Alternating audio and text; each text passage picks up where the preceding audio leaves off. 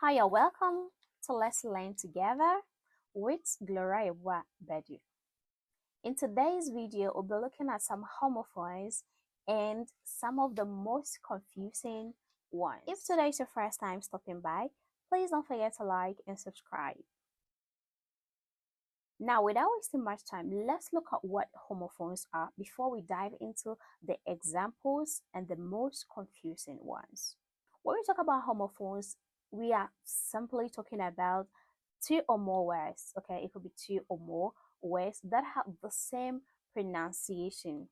The only thing that homophones have in common is the pronunciation. They have different spelling, different meaning, and even different origins. Let's look at some of these examples like sun and sun, new, this new, sell, sell, buy, and buy. You can add a lot more to it. We have two and two, blue and blue, male, male. Just mention them. So these words are what we term homophones because checking at these two examples, you could see that they have the same pronunciation but different spelling, and they also mean different things. When we talk about son and son, we are talking about a male child that is son. So I have a son. It means that I have a child, a male child that is my son. When we talk about the sun, we are talking about the sun that shines during the day. So they might have the same pronunciation, but obviously they have different meaning and even different spelling. Let's look at some examples that are going to help us to actually understand what we are talking about, the different meanings but same pronunciation that are also homophones. The first two examples or words that we are going to put into consideration is buy and buy. Buy and buy. Let me buy you a drink. Let me buy you a drink. Is it this buy or that? Let me buy you a drink.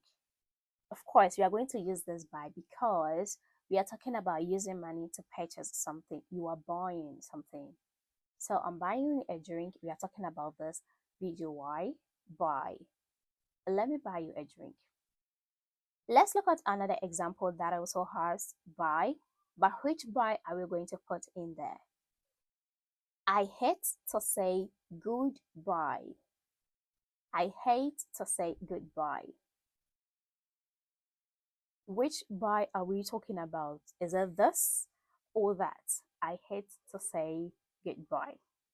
Of course, we are talking about saying welfare to people, and a lot of people don't like saying goodbye to people. Normally, when we say goodbye, it means we are not seeing the other person or people for a period of time. So a lot of people do not want or hate, they don't like it at all when they say goodbye to people. So we are going to say goodbye, or sometimes we wave goodbye at people. So goodbye, I hate to say goodbye to people, and let me buy you a drink. The next two words that we are also going to consider is see and see. See and see. And the first example is I'm going to see him tomorrow. I'm going to see him tomorrow. Is it the see or that? I'm going to see him tomorrow. Of course, we are going to see someone, so we are not talking about the sea or the ocean. We are talking about the sea, SEEC. So we are going to go with this. So we are going to put this in. I'm going to see him tomorrow.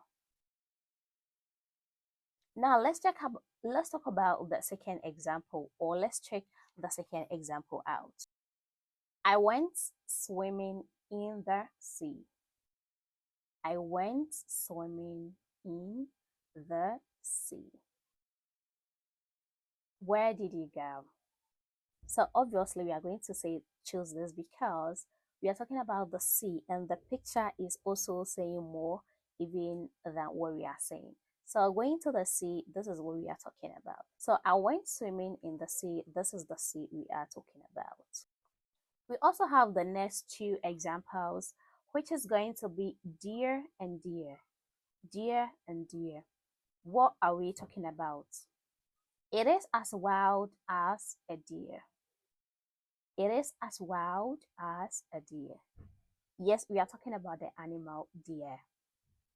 It is as wild as a deer. A deer is a wild animal. So when we are comparing something that is wild, obviously we are talking about the animal. Is it? It is as wild as a deer. Another example is I'll miss my dear sister.